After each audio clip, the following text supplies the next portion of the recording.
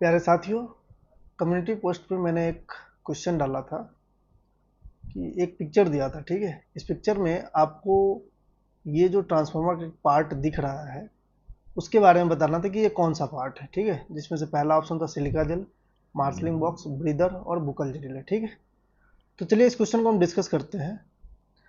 Community post question number 2 था, ये आपका क्वेश्चन रहा।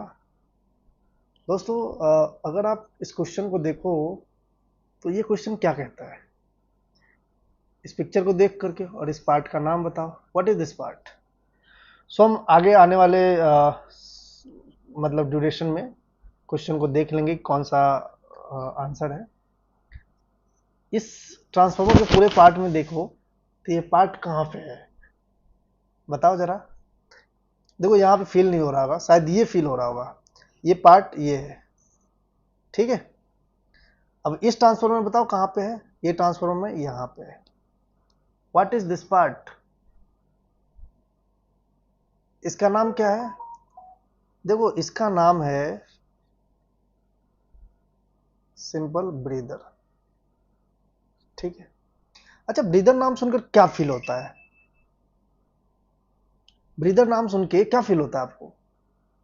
ब्रीदर नाम सुन के तो ऐसा लगता है कि ब्रीद करना यानी सांस लेना या सांस छोड़ना, यानी सांसों से रिलेटेड कुछ है। इसका मतलब ये जो ब्रीदर है ना, ये ब्रीदर भी ट्रांसफार्मर में शायद सांस से रिलेटेड ही कुछ काम करता होगा, ब्रीद इन करता होगा, ब्रीद आउट करता होगा।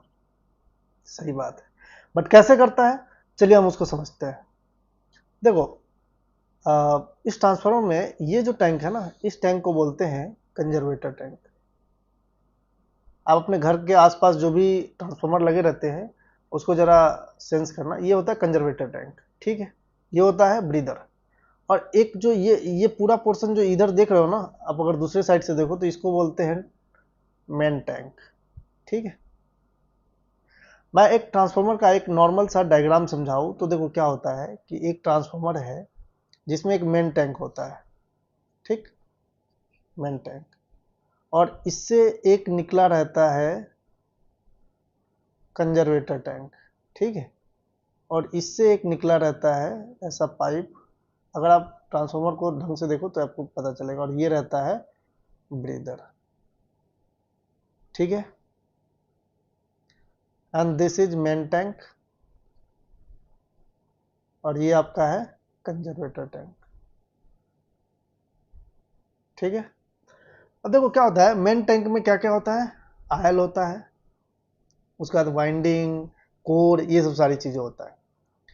अब ये जो आपका कंजर्वेटर टैंक है ना, इसमें भी आयल भरा रहता है, फुल नहीं, ठीक है, हाफ या उससे थोड़ा ज्यादा, तो ये जो है आयल रहता है।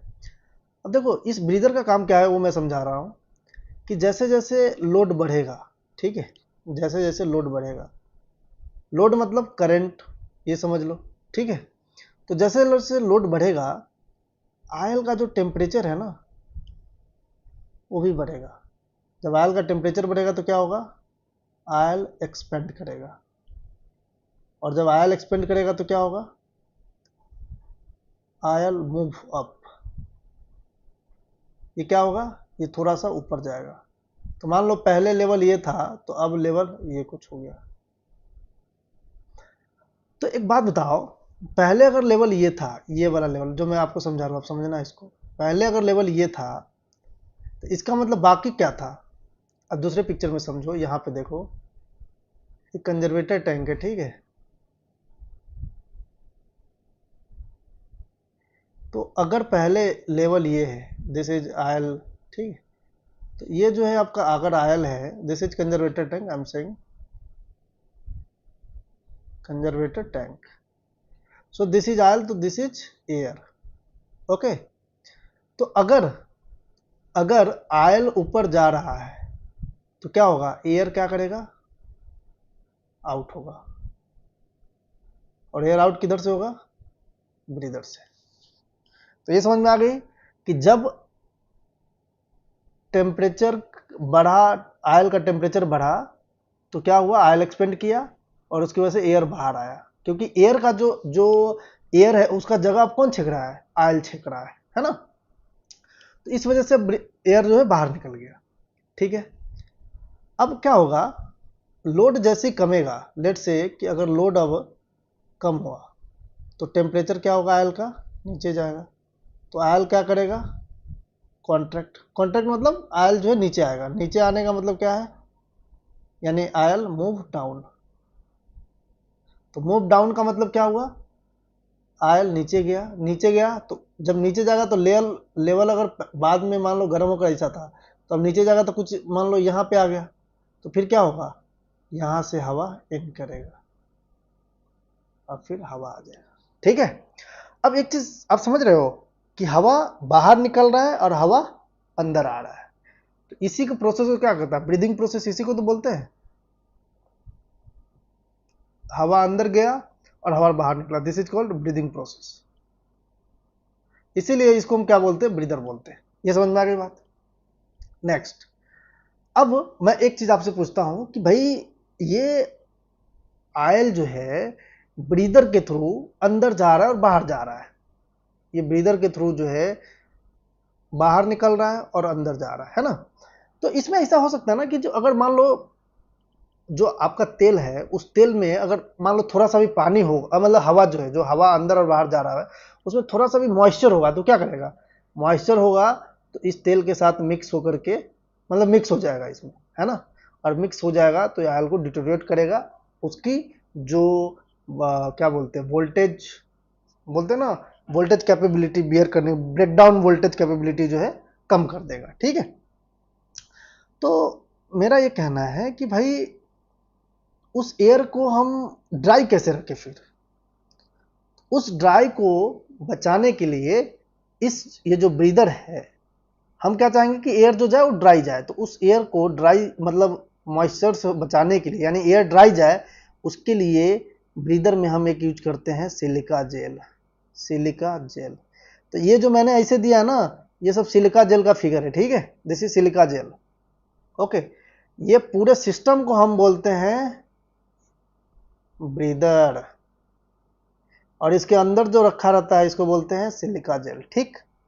अब एक चीज पता है आपको कि सिलिका जेल, ये जो ब्रीदर है ना, इसके नीचे देख रहे हो ये पोर्शन, ये आयल कंटेनर होता है।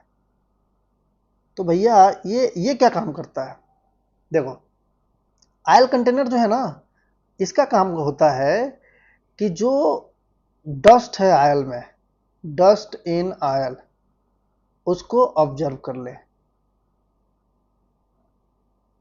ठीक है। अच्छा, एक क्वेश्चन और भी कोई पूछ सकता है कि भाई मेरे को ये बताओ, जो ये breather breathe in breathe out कर रहा है, तो मान लो यहां से बाहर निकला, तो ये तो पूरा, इसमें तो होल रहता नहीं है ब्रीदर में, नहीं रहता है, सही बात है, नहीं रहता है। लेकिन ये जो नीचे वाला है ना आयल कंटेनर, इसमें होल रहता है। मैं दिखाता हूँ आपको, देखो ये जो है, ये आयल कंटेनर, यहाँ पे देख रहे हो, यहाँ पे होल है। और ये जो है ना, ये डायरेक्ट ब्रीदर से जुड़ा रहता है, ठीक है, ब्रीदर के साथ पेंदी में लगा रहता है बॉटम में। तो क्या होता है कि जैसे ही यहाँ से यहाँ पे और ये जो पोर्शन है ना, इसमें भी आपको क्या रहता है, होल रहता है, ठीक है। तो जैसे ही यहाँ पे ये हवा आता है, या हवा आए या जाए, तो इसी पोर्शन से होकर के गुजरता है। ये देख रहे हो, ये पोर्शन से, ठीक है, इसी पोर्शन से अप एंड डाउन होता है। और इसमें क्या रहता है, यहाँ तक जो ये जो लेवल दिख रहा है ना, यहाँ तक तेल भरा रहता है। तो क्या होता है, मान लो इसमें से हवा गया, अब हवा डस्ट वाला जाएगा, तो इसमें जो आयल रहता है वो क्या कर लेता है, इस डस्ट को ऑब्जर्व कर लेता है, और ऑब्जर्व किया और शुद्ध हवा ऊपर चला गया, ठीक है। तो यही सब काम होता है ब्रीदर का, ठीक है। Next question, next community post पे एक और भी क्वेश्चन डालेंगे जो आपको मजा आएगा, ठीक है। So thank you very much.